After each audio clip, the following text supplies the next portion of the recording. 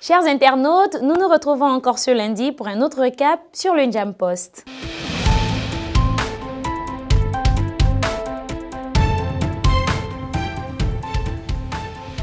Ahmad Mahamat Lazina, président du MNCT et ministre de l'Environnement, avait appelé à un grand meeting au dialogue national au stade Idriss Mahamat Ouya. Ce meeting, qui se voulait une démonstration de son parti et un soutien clair au CMT, s'est révélé être une offensive dirigée contre le parti Les Transformateurs de Dr Succès Masra. Il ressort deux choses qui ont retenu l'attention des observateurs de la vie politique. Une attaque frontale contre Succès Masra qu'il a presque qualifié de lâche en soulignant qu'un homme qui fuit à la moindre charge des forces de l'ordre pour se réfugier dans les ambassades étrangères n'est pas à même de diriger un pays comme le Tchad. Des propos qui ont ressorti son passé sur les questions à savoir Lassina a-t-il oublié ses devoirs avec ces mêmes forces de l'ordre au temps de feu maréchal Idriss Déby Itno? A-t-il oublié ses complaintes? Quoi qu'il en soit, les militants de Monsieur le ministre de l'Environnement ne sont pas revenus le lendemain au stade pour retirer les déchets nocifs à l'environnement qu'ils ont laissés lors de leur meeting, contrairement à d'autres. Pour terminer, et non des moindres, ces militants ont assiégé le siège de son parti pour réclamer l'argent qui leur a été promis juste après le meeting. Non satisfaits, ces mêmes militants se sont pointés le lendemain à son domicile afin de réclamer leur dû et la police a dû les disperser à coups de bombes lacrymogènes comme à leur habitude. Une situation qui ferait bien intervenir le terme Adjab de notre slammer tchadien Saïba. Une fuite de plus de 500 barils de pétrole brut s'est répandue dans un champ pétrolifère exploité par une compagnie pétrolière chinoise le 21 janvier dernier. Le déversement accidentel de ce pétrole met le Chari-Bagirmi dans une catastrophe écologique et sanitaire. D'ailleurs, certains employés de la compagnie pétrolière qui travaillaient sur le lieu du déversement sans protection ont subi des brûlures et se sont vus exposés à des dommages corporels et à un sérieux risque sanitaire. Autre fait important dans cette catastrophe écologique, les dirigeants chinois de la compagnie Grand Maître de la Mesure avaient confisqué les téléphones portables de leurs employés pour éviter une fuite d'informations de cette catastrophe écologique sur les réseaux sociaux et donc étouffer un scandale autour de cette affaire et éviter également l'amende qui leur serait imposée par les autorités tchadiennes lorsqu'une telle négligence se produit. Le déversement de pétrole n'est cependant pas le premier du genre qui arrive au Tchad.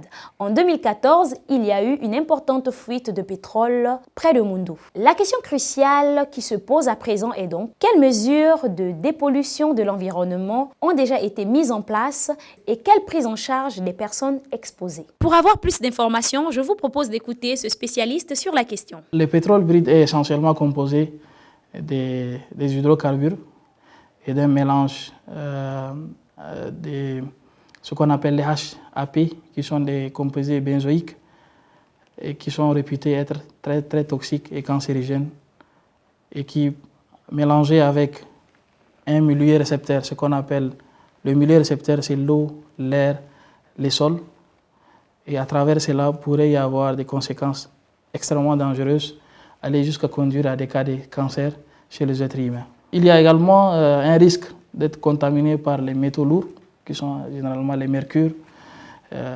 certains composés comme les cyanures et tout ça. Donc, le pétrole brut en lui constitue un réel danger et comporte des composés extrêmement dangereux pour le milieu naturel, les différents écosystèmes, l'être humain, mais également mélangé à ces différents milieux récepteurs qui est l'eau, les sols, qui ont déjà des composés intrinsèques et naturels à eux. Et composés avec les mélanges du pétrole, il pourrait y avoir des interactions beaucoup plus dangereuses, par exemple pour la faune, pour également les flores. Il convient également de préciser que normalement, au-delà du fait que les compagnies pétrolières devraient avoir leur plan d'intervention en cas de déversement, l'État tchadien, à travers l'environnement, devrait avoir également son plan d'intervention en cas de déversement qui lui permettrait également de prendre les mesures nécessaires ou bien de maîtriser un tant soit peu un cas de déversement survenu dans les sites pétroliers. Le dialogue national aura finalement lieu le 10 mai au lieu du 15 février, comme l'avait d'abord annoncé le gouvernement. Le gouvernement explique ce changement de date par le retard du pré-dialogue avec les mouvements politico-militaires à Doha, au Qatar, qui ne pourrait avoir lieu avant fin février prochain pour les raisons de logistique. Il est vrai que dès le début, le chef de l'État avait insisté sur l'inclusivité de ce dialogue qui doit réunir tous les acteurs politiques tchadiens à l'intérieur et à l'extérieur du pays. Mais ce changement de dernière minute semble fragiliser la confiance du peuple tchadien dans le processus de dialogue. De même, ce report de près de 3 mois n'augure-t-il pas un renouvellement de la période de transition? L'avenir nous le dira. Une cérémonie d'intronisation d'un chef de canton à la place de l'indépendance d'Abéché a troublé le calme et la quiétude de la capitale de l'ancien royaume du Wadaï, et pourtant très tolérante et accueillante. La population manifeste contre l'installation du chef coutumier qui le trouve sans terre. Les forces de l'ordre n'y vont pas avec la main morte. Bilan: une dizaine de victimes et plusieurs blessés. Une délégation dépêchée sur le terrain prend les premières mesures et décrypte la situation. De ces événements malheureux, 2 faits majeurs sortent du lot: la brutalité des forces de l'ordre et la manipulation des chefferies traditionnelles, pour certaines sans ressort territorial pour ses desseins inavoués. Certains analystes jugent que le cas d'Abéché n'est que la partie visible de l'iceberg. D'autres cas pourront surgir dans les prochains jours. Ces chefferies traditionnelles créées par les colonisateurs ne sont non seulement inutiles parce que source de nombreux conflits communautaires, mais également trop coûteuses pour le trésor public. Ces chefferies seront les prochaines vedettes du dialogue national inclusif à coup sûr.